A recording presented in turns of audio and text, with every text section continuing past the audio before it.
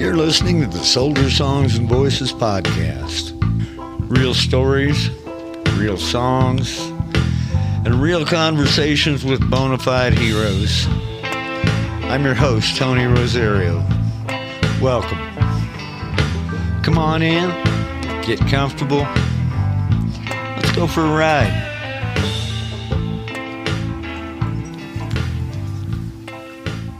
Okay, we're rolling.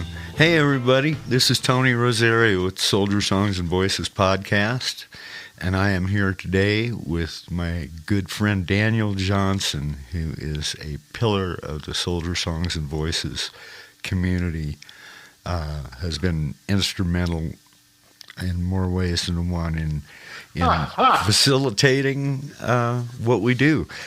Daniel is an Air Force veteran, retired, and I'm going to turn it over to him. Daniel, it's a pleasure to be with you today. You're one of my favorite people in the world. Thank you, Tony. It is my pleasure as always to speak with you. I'm sorry I laughed over what you were saying, but I thought instrumental was kind of a pun. That's really how I got my start. I've been playing music since 1959 or so. Actually, I guess I played earlier other instruments. So I picked up the guitar in 1959, and I've been playing that since then. And I've been involved with Soldier Songs and Voices since I guess about 2017 here in Santa Fe, New Mexico. And I met Dustin here in Santa Fe when he and his dad played a house concert in my neighborhood. And Dustin did an intro to the song Sparrows when he performed it, and he talked about having started this group then, and I was really enthusiastic about that. And so I got hooked up with them, and I started following what they did. They held their first retreat, and somehow or another they ended up allowing me to come to that. I saw the impact that Soldier Songs and Voices had on veterans who had experienced all sorts of trauma, had PTSD, traumatic brain injury. You can scratch that, Tony. Traumatic brain injury. And military sexual trauma, the whole gamut. And I saw a tremendous benefit to a number of those individuals during the course of that week-long retreat.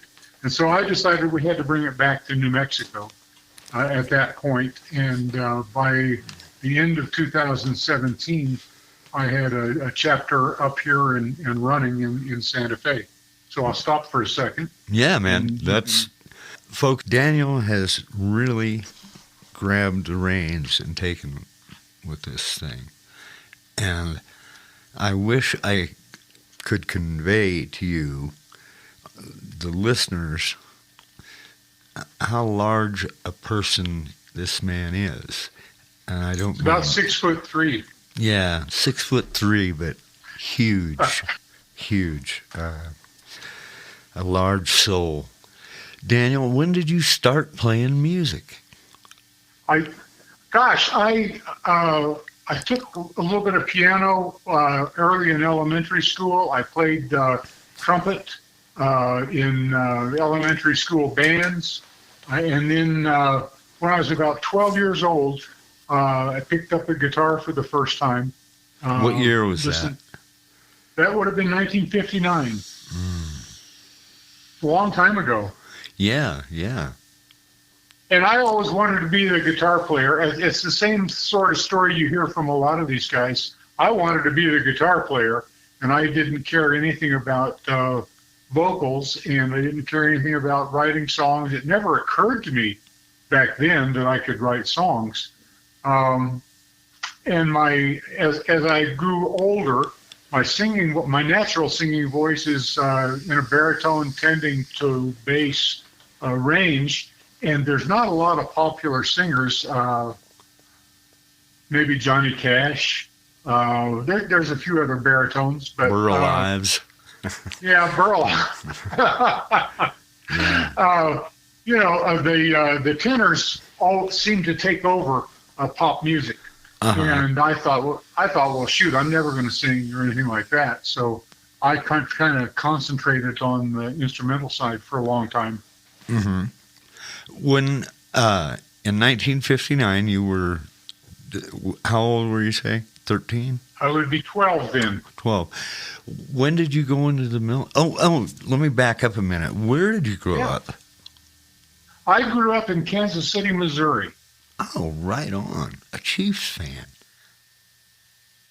Were Well, they? yeah, of course. Well, yeah. That's. Is there any other type? There's the Chiefs fans, and then there's those other unfortunate souls. Unfortunate indeed. Yeah. Yeah. Yeah. I'm a recent convertee because I've been a lifelong Broncos fan. But I tell people, I tell people often, being a Broncos fan, it's like having malaria or even herpes. It's most of the time it's okay, but every few years it makes you really sick. And I finally gave up on the Broncos. Oh no, don't do that, Tony. I was in Kansas City, and I don't remember when it was when the old Dallas Texans were relocated to Kansas City and became the Chiefs. Uh-huh. And so I've been following what was then AFL football since its inception. Uh-huh. And I used to love the contest between the Chiefs and the Broncos. If I couldn't watch the Chiefs game, if I couldn't be a Chiefs fan, I always thought I wanted to follow the Broncos. So don't give up on those rascals. They were favored in God's eyes for many years, and they somehow have crossed the line and fallen out of favor with the heavens. You remember watching Floyd Little, right? Oh, absolutely. Yes. Oh, what a beast. He carried the whole damn team on his back. Just a monster of a player. Okay, I digress. So let's get back to let's go back to 59 and where you grew up. You were in Kansas City. Well, tell me about who you were as a kid. Well, I was one of the better guitar players in high school. Oh, yeah. I taught music from the time I was probably a sophomore or junior in high school through the time that I got into college, and then even in the Air Force for a few years. So yeah, I was really involved with instrumental music then, and like I said, I was consumed by it. That's what I wanted to do. You've been using this tool for quite some time. I eventually got to where it was just for me, Mm-hmm. and I didn't think that I would really be doing anything else with it. Mm-hmm. So yeah. When you say instrumental music, guitar music, do you remember who some of your favorite guitarists were back then? Oh, absolutely. I think everybody back in the late 50s was influenced by guys like Dwayne Eddy. Yes. I listened to an awful lot of the Ventures, and I tried to learn their tunes, and then all of the other the surf instrumentals of the early 60s, the late 50s, early 60s. I played all of that kind of stuff. I always enjoyed that. And then I got into acoustic music and taught myself finger picking. And I actually studied a little bit of flamenco for a while, but was never any good at that. And so I played electric guitar as a kid, and then got into some acoustic music after that. Do you remember a band called the Astronauts?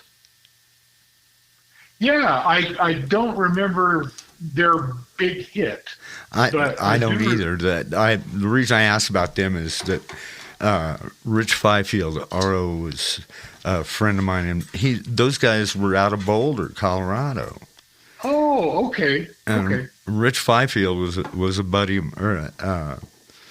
not Rich Fifield, Dennis. God dang it. Yeah, he was a singer and guitar player predominantly with the Astronauts. Dennis, the name is right on the tip of my tongue. R.O. Fifield he's a drummer with a band called the Fornicators, and he's also an entertainment lawyer. I didn't know that. Oh, I'm sorry. Yeah, those guys had some fun with that shit. But yeah, some of those big surf classic records were so cool. Walk, Don't Run. Where was it? Run, Don't Walk, or whatever. You had it right. Yeah. I remember listening to that stuff as a kid and trying to pick it apart and having no idea how, banging away on a cheap Japanese guitar that I wish I still had.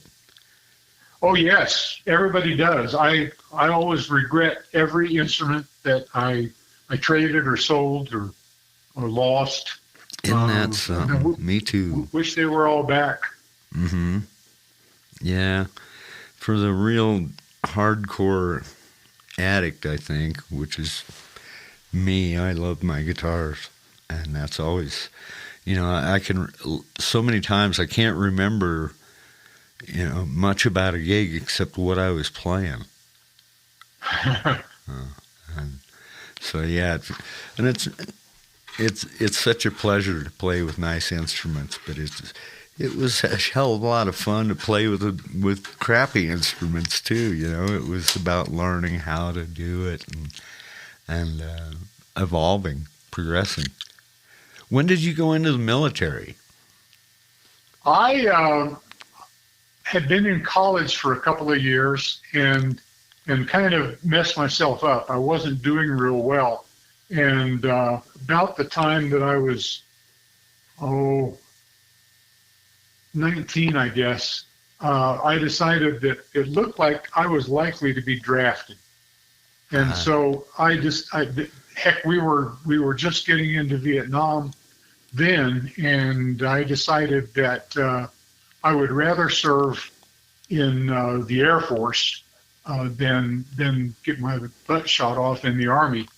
And so I decided to enlist, and fortunately, they liked what I could do, and they let me in. Right. So I joined in 1967. How long did you serve? I served for 8 years. I heard you say earlier that I had retired. I haven't actually retired. Oh. I like to say that. You're still just tired. Yeah, just tired. Yeah. Well, we'll let it go at that. I resigned my non-commission. How's that? There you go. There you go. So I left the Air Force after 8 years, and I enjoyed the time that I spent in the Air Force, but I could see that the way that I was serving, I was never going to really have any impact on what happened in the Air Force, how it was done, or anything of that sort.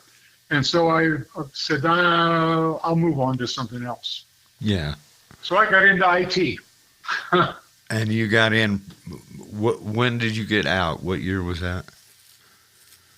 1975. So in 75, I'm trying to think, that was some pretty huge stuff in the computing world going on.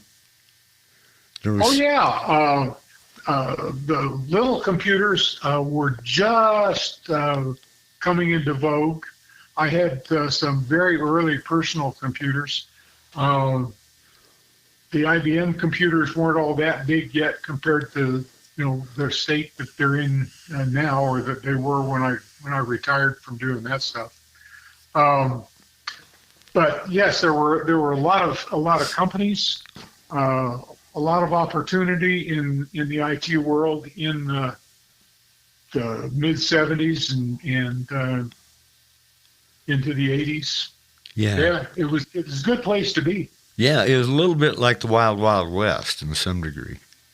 Some of it was, Yeah, when yes. I look back on that time in the technology world because they were encountering capabilities that they had never had before, and all of a sudden, well, shit, what do we do with this? How do we apply this and sell it, basically? But those were kind of good times. I remember the late and mid 70s as kind of, they seemed so damned innocent. Oh yeah, yeah. We had finally gotten out of Vietnam. We hadn't started getting involved in South Asia or in what do we call it, Western Asia yet, and so it probably seemed like a pretty good time. Yes, I would agree. Yeah, I know there was a lot of unrest during that period of time, but I think it seems that people had more of an awareness of good manners to some degree. People, or let me back up. There was a lower acceptance of bad manners. Okay, we all use better language then too. Yeah. And I'm guilty. We were more polite. Yeah, I think so. And I can't get it out of my mind when I look back. We were so damned innocent. I graduated from high school in 1976, and the world looked huge. It looked monstrous and so capable, technologically powerful. And better guitars. Oh, well, we'll talk about that. But we seemed to be very hopeful. Maybe it was, my age, our age. We were young adults and had not encountered, had not fallen at from a large enough height yet to have a real familiar working relationship with the bottom, with the ground, when we would fall. It seemed like. Well, when you are young, you think it will never end. Yeah, you're immortal. And I've become very conscious of that lately, since I am 77 now. Mm-hmm. That when I was young, I knew that I would die someday, because I knew that everything that was living died someday, and that didn't bother me too much. But it never occurred to me really that I would die. I never thought about my own demise, and that's a little more on my mind at the moment. Yeah, and has been in recent past. Lost my wife about 5 years ago, and that was a big change. That was a big change when I had to let her go, and I'm still trying to process that. But yeah, all in all, things are good now. Except I see that I will at some point come to an end, and I don't know when, and I'm just as glad that I don't know when. Yeah, I think about that sometimes myself, and I just pray that I'm surprised. I just hope it's a surprise. The guy that I used to play with, Chuck Pyle, wonderful singer-songwriter, and he loved the outdoors. He loved fly fishing, and he had a heart attack in the middle of a stream while fly fishing and fell over dead. Oh, wow. And when I heard immediately, the first thing, I was just like, the tears started coming, and I was immediately saddened to hear of his demise. And then I thought about it for a minute. I thought, well, you lucky son of a bitch. That he went out doing something he really loved and didn't suffer. Yeah, that is. You're right. That's the way to go. Yeah, yeah, yeah. I always thought I would have been shot in the ass by a jealous husband by now. That was kind of my big plan for my escape from this planet. But fortunately, So you probably still have that opportunity. no, not really, not really. And if they're gonna shoot, just go for the head. I'm not worried about it. I digress. While you were in the military, you were working with other people and playing guitar and teaching other people. Where did you deploy to? Well, back then we didn't deploy so much, or at least in the Air Force, we didn't deploy. I was in Kansas. I was actually stationed in Wichita, Kansas for the first 4 years that I was in the Air Force. I spent a year of that in the Florida Panhandle working on a special project for a while, and that brought me a lot of success, and it helped advance my Air Force career a little bit. And it's one of the things that made me decide, along with I didn't know what else I was going to do, to re-enlist. After I left Wichita, I spent another year and a half, or maybe a little more, in Tacoma, Washington, because I wanted to get out to the Pacific Northwest, because I love that country. And then from there, they finally realized that the original assignment that I was supposed to have to Vietnam, and they got canceled with that project that didn't deploy, had caught up with me. So I got picked to go to Southeast Asia in, oh gosh, what year was it? It would have had to have been about 72. And by 1972, the Air Force had moved almost all of their personnel and their aircraft out of South Vietnam and positioned them in Thailand. It was a little friendlier environment. It was a little bit safer. It wasn't entirely safe, but it was a little bit safer. And it was also physically closer to North Vietnam. So we positioned everybody there in Thailand, and that's where I landed. That's where I ended up. Originally, it was supposed to be Cam Ranh Bay in Vietnam, and I ended up in a far northern Thai Air Force base at Udon, Thailand.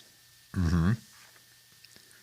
Served a year there, and that's why I say we didn't deploy. Then it was a permanent, what they call a permanent change of station, and I was assigned there for the year. Came back to the U.S. I was supposed to go to actually to Alamogordo, New Mexico, and I was looking forward to that. And they changed my orders and sent me, of all places, to Fort Bragg, North Carolina, at the Pope Air Force Base, which is on the Fort Bragg Reservation. And so I got to meet all of the Special Forces guys in the Army, and we flew them around in our C-130s that flew out of Pope. And I served in North Carolina up until the time that my enlistment was up, and I retired. I didn't retire. I stopped my Air Force career. Didn't re-enlist, whatever kind of term you want to use. There in 1975 in North Carolina. Came back to the Midwest because I didn't know where else to go. I lived in Kansas City for a while. I studied IT in school because the GI Bill would pay for that, and it was actually a way to get a little bit of income if I could go to school inexpensively, and then live on some of that money that I got off the GI Bill. That was good. So I studied IT, Uh, and I ended up working for the J.C. Penney company. And I worked in their brand new distribution center that they built in the Kansas City area for a year and a half or so, maybe a little bit longer. And then I took the opportunity to transfer uh, when they moved all of tech support to Dallas. And so I spent another 31 years, something like that, working in Dallas. Um, they began to let us work from home, which is always cool. Uh-huh. And I said, well, if I can work from home, could my home be someplace other than Dallas? And they foolishly said yes. So I said, I'll see you. I'm going to Santa Fe, New Mexico. Thank you very much. Nice. And yeah, we relocated out here, and I worked for a couple more years working from home full time. And then I retired when I got to what was officially the normal Social Security retirement age. Right. Well, why Santa Fe? Well, I always loved the Mountain West from top to bottom. All of the Rockies into Wyoming and Montana and over into Idaho. And I really liked the Pacific Northwest. I had family in central Washington and in Oregon. They were loggers and stuff like that. And I really liked that, but all of the Mountain West appealed to me. My wife, however, was made uneasy by driving on mountain roads. She thought she was going to fall off. Something terrible would befall her. And she didn't like that at all. And so I thought we could probably come out and retire someplace in New Mexico. My original thought was Las Cruces because I had lived in Dallas for well over 30 years at that point, and I could tolerate the heat. And I thought, well, shoot, Las Cruces would be fine. And so we drove out, came into the state through El Paso, up to Las Cruces, spent some time there, came up through the middle of the state, visited different towns along the way. Spent a little bit of time in Albuquerque, and we came up the Turquoise Trail into Santa Fe, stopped in a little town outside of Santa Fe called Madrid. And my wife found some jewelry there, and that kind of sealed the deal for her. She found some Native American jewelry she really loved. And Santa Fe, we spent several days here visiting Santa Fe. Went up to Taos, cross country to Tucumcari, and then back out and into Texas and back home. And we got back, and Faith, that was her name, Faith said to me, I think I could live in Santa Fe. And so I said, okay, that's good enough. You picked the most expensive real estate in the state of New Mexico, but we'll make it work. And so we came back out about a year, maybe a year and a half later in the winter, because I'd never really spent any winters in northern New Mexico, and I wanted to make sure that was okay. We had a good time here. We picked out a house while we were here, made an offer on it. They accepted the offer, and next thing I know, we're moving into New Mexico, and that's what got me here. And it's the mountains, it's the snow in the winter, and the beautiful weather in the summer that keeps me here. I really like it. I like Colorado. It's a little colder up there than it is here in northern New Mexico. Yeah. But I should come up and visit you sometime. You should, absolutely. Western Colorado is the high desert, And it, Yeah. the mountains in Colorado, the central Colorado, or the Rocky Mountains, are beautiful. They're gorgeous. It's Yes. everything you'd expect. But western Colorado is kind of stunning because it's the canyonlands out there. It's right next to Moab, and just geographically, it's beautiful, stunning. Oh, it is. It Yeah. is.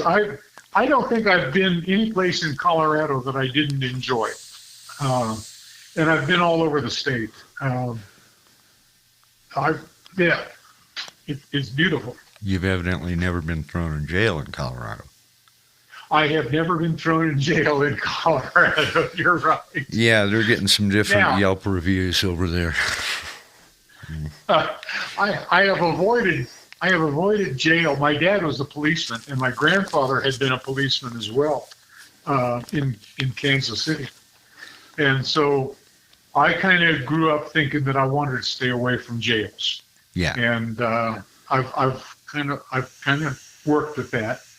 And I get into a little trouble once in a while, but never anything enough to get me incarcerated. Thank you very much. Oh, man, one of the things, if you could, in just a few words if possible, how would you sum up your military experience? I was proud to serve in the Air Force. I would have been proud to serve in any branch of the U.S. military. At that time, we had a draft, and it's not like it is today. Today, no one is drafted into the service, and back then that was something that loomed over everybody's head. So times have changed; things are different. But I was proud to have served in the Air Force. I learned things that have served me well since I have been out. I saw a lot of the country. I saw a lot of the world while I served in the Air Force. And I enjoyed the 8 years. I thought they were good for me. I didn't have any, well, no, I can't say I didn't have any bad experiences. I will say I didn't have any bad experiences that I can remember. There you go. There you go. Yeah, and man, you hit the nail on the head when you said it was a different time then. Oh, it absolutely was. And, people were serving in different branches of the military for different reasons than they do today. Mm-hmm. Talk about that. What do you think some of the reasoning is today? Well, I think a lot of it's economic. Mm-hmm. I listened to a lot of James McMurtry, and one of his songs talks about how we'll leave the fighting to the country boys because now fighting's all the country boys can do. Yeah. And it's people who are financially disadvantaged, can't find work. Sometimes they tell you you'll get training in the military that will serve you well, but it's probably unusual for that to happen. I don't know any Air Force bomb loaders that are still doing that now that they're out of the Air Force. I don't know Army infantry people that are still doing well. Probably a few of them, but I don't know many that are still doing that sort of thing. So, yeah, we got different things from the military in the old days, and now I see it. A lot of people are there because economically they didn't find anything else, and it has served them well to be able to serve in the military. Yeah, I get you.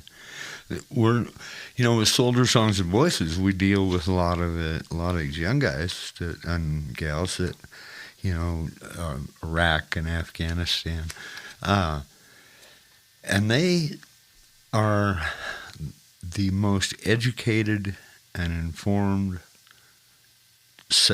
cohort of veterans of military people that have ever come to the military. You know, they don't. They're even the kids. You know, the country kids. Even the country kids know how to run a computer. They know how to run their damn phone. You know, and we've transitioned into a really high, you know, just a base level education. We're dealing with a pretty damn smart cohort of young people these days, and the questions that they pose regarding some of the time in their service, they're asking new and real pointed questions. How as a veteran of an era that served you well, that you're good with, what do we say to these young guys around their trauma that they experience? What do you think is the effective tool to reach these guys? Oh, wow. Well, like I said earlier in our conversation, I have witnessed the powerful effect of music and songwriting on much younger veterans than I, and I'm really glad that we are now getting some of the younger people, and heck, everybody's younger than I am. It's hard for me to know what's young anymore. But I'm glad to see people that served in more recent years in Soldier Songs and Voices now, because it really can help the ones who have been through some kind of trauma, any kind of trauma. There's a lot that can be gained from music. There's a lot that can be gained from songwriting. Absolutely. And, you know, I'm tickled to see those folks, men and women, both. We're seeing a lot more women veterans now than we did from my era. Part of that is because we've opened up more jobs to women in the military, and that exposes them to some of the things that the men see. And part of that is that it puts them in position that sometimes they suffer some traumas that they might not have otherwise. So yeah, I'm tickled to death to see those folks coming to our program. I'd like to have more of anybody here in northern New Mexico at the moment. But yeah, I do have some people that are, to me, that, you know, they're middle aged, I guess, but to me they're much younger. They're much younger than I am, that are participating with us now. And yeah, if I had a way to find them and bring them in, mostly what we get done is by word of mouth. If we have a little bit of presence in the community that they can see, sometimes that helps. But you can't drag people in unwillingly if they don't want to participate. If this isn't the sort of thing that interests them, if it isn't what attracts them, it's not a form of therapy of any sort that would benefit them if they don't have an interest in it to start with. Yeah. But if they do, by golly, this is the place to be. You know. Yeah, you just hang the apples on the tree, and if they're hungry, they'll eat them. Okay. I like that. Yeah. Yeah. So tell me about songwriting now. And for you, the process of songwriting now, how has your songwriting come to fruition? How did it come to you? And where are you at with it now? Well, like I alluded to earlier, I participated in the first Soldier Songs and Voices retreat down in South Texas. And I had never done any songwriting at that point. I had thought a little bit about a song maybe that I might want to do, and I brought some of those ideas with me to it. But I entered the retreat wide open to any possibility, whatever it was. And so they said, go write a song, and I took some of the things I was working on, put them together, and I thought I had a good, strong ending to the song.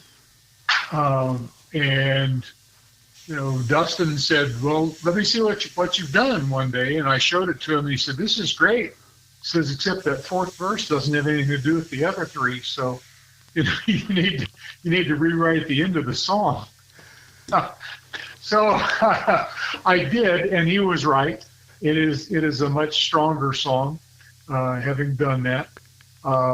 Since then, songs don't come to me easily. I wish they did. I see people in the program that are prolific songwriters, and I wish I could be as well.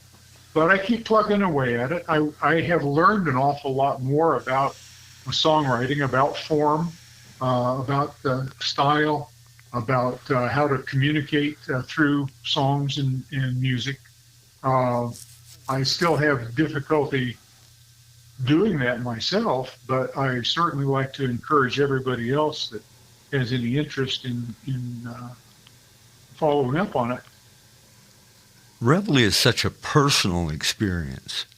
It really becomes, people approach each other in a familiar way, in as family by the time we get out of there. And Absolutely. And it doesn't make any difference what your point of view is. It doesn't make any difference whether you agree with what I'm thinking or I agree with what you're thinking. We are all family. Yeah. And we very supportive of one another. I know people that came out of Reveille, and they're still very strongly militaristic, I guess. They really are enthusiastic about service and patriotism and all of that sort of thing, the traditional patriotism that people talk about. And I know people that have come out of the program that are almost anti-military. Mm-hmm. They don't think we should be involved in any of the stuff that we're doing. And, I don't know who's right and who's wrong, but by golly, somehow or another, we all get along, and we get along very well, and we support one another. Yeah. Even those that we don't really agree with. At least that's what I see coming out of that retreat. And we owe a lot of that to the leadership of the programs that put the retreat on, because they are the ones that facilitate that. They're the ones that encourage that sort of thinking. Mm-hmm. It is a different way of thinking, isn't it? Absolutely. Being a songwriter is being an observer. It's being the person that's looking in the window and can hear the conversation inside. Being a songwriter is being that almost voyeur that is just a witness to what's... Well, it can be. What we ask the veterans to do in a lot of cases, though, if they want to, is to write songs that reflect their personal story. Mm-hmm. And one of the things that they have explained over the years, and the explanations have gotten better and they make more sense, is that people that have been through a trauma oftentimes have that trauma still kicking around inside their head, and it controls them. It controls their life, and they cannot seem to have a successful life doing other things because they are still controlled by this thing that happened to them, whatever it happens to have been. Yeah. But if you can write that into a song, now you can begin to control it instead of letting it control you. Absolutely. And, I see that happen, and I see that work, and I know that that's a very powerful tool. I know that for the most part, we're not therapists, and it certainly isn't a clinical sort of an environment that we're in. But music is and songwriting in particular is very therapeutic, even for people who are not professional therapists. It is a very therapeutic exercise. Yeah. And it seems to be very valuable.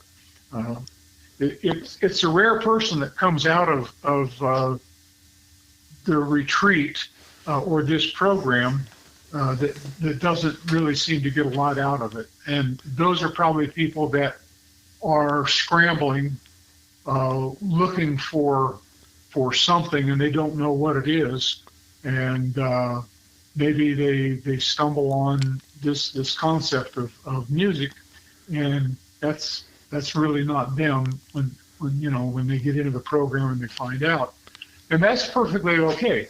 There are a lot of other ways to deal with this stuff, and maybe they need to use that.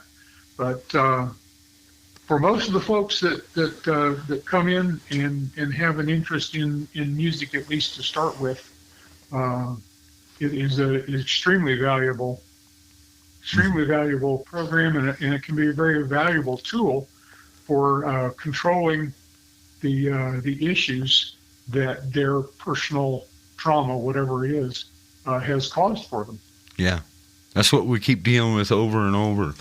And I said it before, one of the things that makes this work, I believe, I don't know shit, I'm a guitar player, but I believe that musicians, for the most part, we're all a little bit fractured somehow.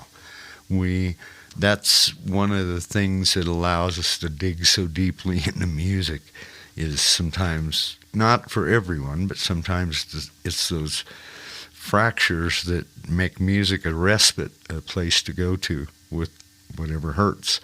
And that has been a coping mechanism for musicians for as long as we've been around, since dinosaur days. Yeah, sure. Yes, I absolutely see a lot of that. Yes, and it only makes sense to me that this is something that the soldiers can do too.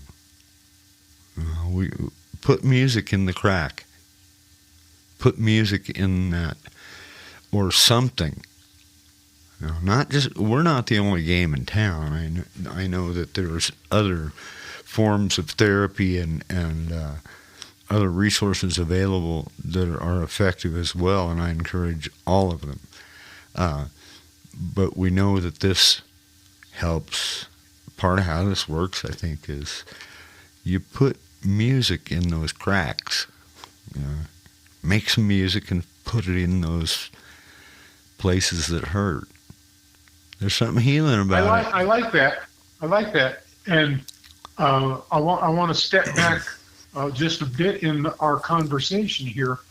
Now, you talked about how songwriting was kind of like being an observer, looking through the windows, seeing what's going on and being able to write it. A lot of times we ask the veterans to not do that, but to write their own story.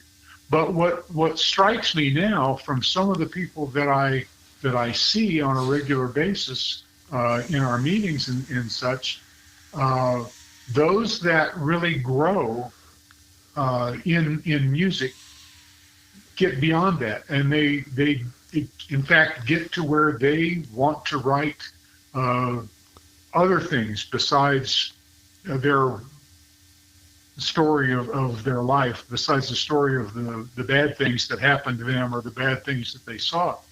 And it's kind of interesting. That's one of the first things that was ever written about John Prine when he first came onto the scene long time ago, was that it was remarkable. He was such an observer of other people, and he had no interest in writing about John Prine. He wanted to write about other people that he either met or saw or read about or heard about, and that's something that I see today some of our songwriters in the program grow into. Mm-hmm. And I think that's very healthy. At least it certainly lets them progress in their music. Absolutely. I try to encourage people, especially when they're digging into their own story, to tell their story, be honest and be truthful. I guess it's a little bit of a trick that I kind of go for, in that even if it's your own story, watch your own movie. You're step back enough to where you can observe the situation as an observer and try to come at it with a little bit of enough distance to where you can tell the story. I guess an example would be saying I hurt, as opposed to saying I got hit by a cement truck. One being how I feel, and the other being what happened. But to write what happened, it takes some eyes. Sometimes it helps to step back enough from that thing and look at it like you were watching yourself. It all helps. Yeah. And it helps the songwriter as well as helping them write a better song. Mm-hmm. It helps them with the dealing with the issues that they've got. Yeah. And it's so easy to forget in the process of writing those songs, those big songs, because those are big songs. It's so easy to forget in writing those great big songs that what paints it in the listener's mind is the minutia.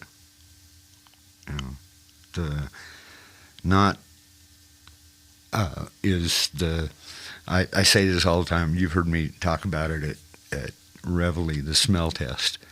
What does it smell like? What was the sun? What was the sound like? The smell, the sensory things, right. The minutia of the moment, yeah. And those things help paint those pictures better than almost anything. And a master at it right now is Jason Isbell. He's telling these stories that just ache because of their authenticity, but he never gives up the goods. They're all insinuations given by the little minutia of the moment.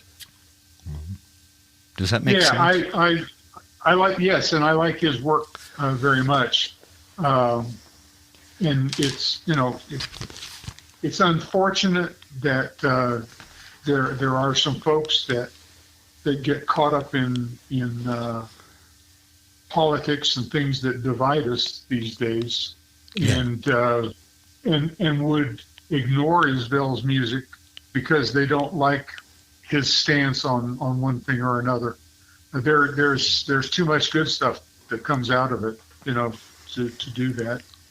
I'll tell you, all I'm going to say is that music's been around a lot longer than any politician I know.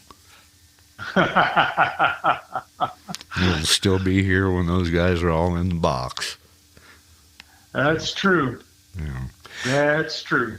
I want you. Okay, this is the how I've been trying to wrap these things up. I'm gonna shoot you a lyric, and I want you to tell me how this hits you.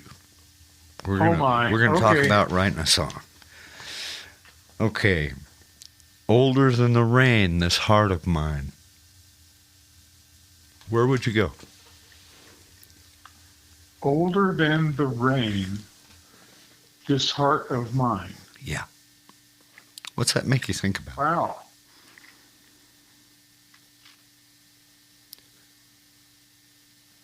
Well, it's something that's existed for a very long time.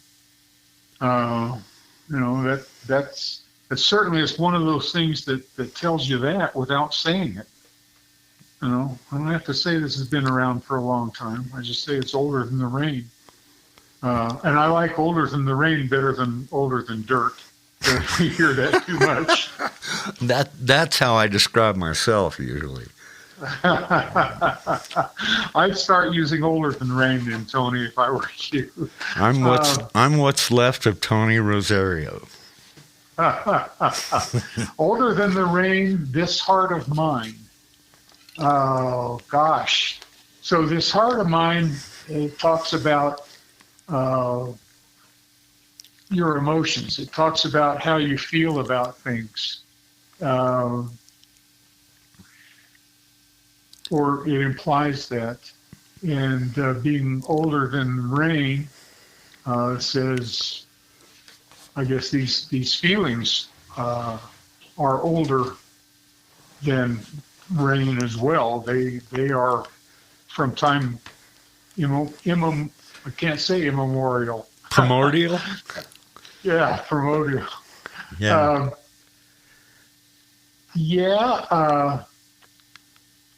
So what are we asking about the lyric? Where do we go from there? Yeah, just what kind of picture does that paint in your head? Where would you go next? Whoa. It sounds to me like the subject is not particularly happy. You don't usually talk about your heart. Well, I guess you can talk about your heart when you fall in love and that sort of thing. But oftentimes when you get past that, the only time it's really addressed is times that are painful. Mm-hmm. It seems like. And all that stuff has existed, gosh, forever. So where do we go?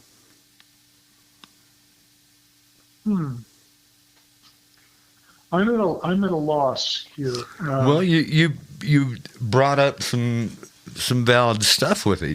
Just talking about things that are old. My head is like, what is older than the rain? What's older than the rain? The stars? Love. My heart is. And this heart of mine, what? Why? What is it about this heart? And the only thing that comes, not the only thing, but the first thing that my mind tackles is love. And older than the rain. Well, that's certainly what you mean when you talk about your heart in a lot of cases. Yeah, and it's maybe it's because your heart doesn't really feel love. It feels angina. Yeah, it does, and sometimes it stops, and that's not pleasant. But that's what we call our heart. And our heart is really our feeling. And it's the emotional part of our being. Yeah. So it's a feeling older. It's a feeling older than the rain. Okay, I'm going to shoot another one at you. You're going to find something I can do yet. Oh, okay. Man, you're doing just fine. Because, the deal about songwriting is you're honing down, you're just basically honing down conversations. You're whittling down conversations. You're pointing in a direction and talking about it, and then figuring out what doesn't belong. Okay. It's sculpting. You just All right. take a chunk of wood and figure out what doesn't look like Abraham Lincoln. Yes. Okay, here we go. Here's another one. Break me with your beauty, hide me with your love. Wow. Break me with your beauty. Hide me with your love. Hide me with your love? Yep. Okay. Gangster shit. Well, I've got bad hearing. I wanted to make sure I heard you correctly. I really like "Break Me with Your Beauty." That's a beautiful, beautiful thought. That's something that is so indescribable. It's such you're saying the beauty is so incredible. Yeah, I don't know what part of me it breaks. Breaks something in my mind. Breaks my heart, I suppose. But I find just that first half of that very, very powerful. Mm-hmm. Break me with your beauty, and what was the second part, Tony? Hide me with your love. Hide me with your love. Yes. Now we're admitting that we have some frailty, that we have some weakness, that this other love can help. Mm-hmm. I think that says more about the speaker now than it does about the person to whom he or she is speaking. It says that I've got maybe something else we haven't talked about yet in the song. I don't know what it is. There's something about me though. Yeah. We can hide. Yeah, we can hide me with your love. Sure.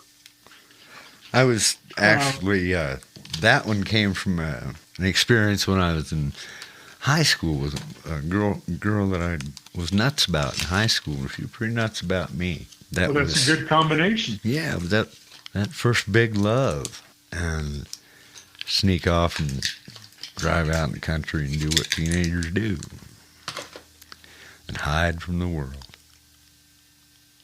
That was kind of where that one was born. Just about those times of hiding from the world with somebody really lovely. Wow. Okay. Well, okay, man. We've been at this for an hour now, Daniel. Well, I'm sorry I haven't done any better songwriting. You've given me opportunities. And, you've been wonderful. You always are. You can see why I don't finish my own songs. You are such a pleasure to have come into my life. I'm so grateful for you in so many, many ways. You've made so much possible with Soldier Songs and Voices that the impact will go well beyond all of us. I want to do whatever I can because, as we said in the very early parts of this, I have seen the impact that this can have on people, and I don't want anybody who possibly can be helped through a program like this. I don't want them to not be able to take advantage of it.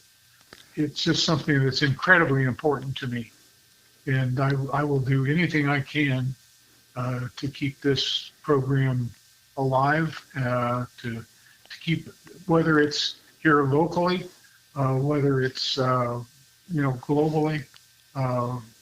If we're talking about the Soldier Songs and Voices retreat, that's incredibly important, and it's important to some of us that have been multiple times, just to go back and continue being part of that family. Yeah. Uh, Yeah. and it just as much as it's important to bring new people in. Yeah. So um, It and it feels a lot like once you're in, that's it. You're in. You're done. That's you're once you get involved with Soldier Songs and Voices and dig in, it becomes something that's a pleasure and a positive for our folks, and yeah, we look forward to it. Same way I look forward to a gig, I look forward to Reveille. That's just this monumental thing.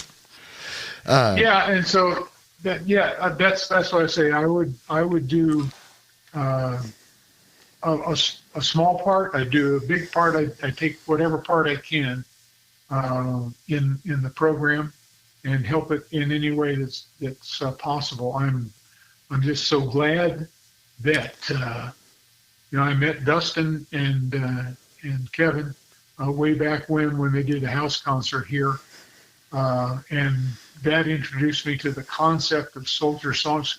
Well, I was so impressed when Dustin said this is a song about a returning Vietnam veteran. And he says, I didn't know it when I wrote it, but that's what it turned out to be. And I thought, that's incredible that he had done that. And then he went on to say that God allowed him to get this program started. Yeah. And I knew from the beginning that I wanted to be a part of it. And I don't understand people that drift away. I can't understand how we would do that, but I appreciate the fact that they have been fulfilled. They have gotten what they sought, and it has helped them in ways that I don't comprehend always. So that's perfectly okay. Yeah. But for me, I will be with this until I physically can't. And then I will still keep track of the program as long as I can. Well, man, I know for a fact that you are a hard-headed man. That's true. I saw you hit a rock wall with your head, and I never told you this, but I went back and looked, and it hurt the rock. I can see the air turned blue that afternoon when I fell. Yeah, that was scary. Daniel, we're going to get out of here. It's time to head on down. Thank you so much for everything. Thank you for being such a wonderful friend and for being such a wonderful participant and benefactor with Soldier Songs and Voices. You've made it possible for a lot of people to feel better. That's what we want. What we want. Well, and I'm looking forward to hearing how you managed to whittle down all this to the 5 minutes or so that's worthwhile out of what we said. There's a lot there, buddy. There's a lot there. Well, I love you to pieces, man. I'll see you down the road. Folks, this has been the Soldier Songs and Voices podcast. Thank you for being here with us today, and we'll see you down the trail. Peace out. Thanks. Daniel, we'll see you later. Adios. We truly hope you've enjoyed your time with us today at the Soldier Songs and Voices podcast. If you want to know more, just visit us at soldiersongsandvoices.com. Sign up for our newsletter. Stay abreast of all the comings and goings at soldiersongsandvoices.com. And whatever you do, be good to one another. We'll see you next time.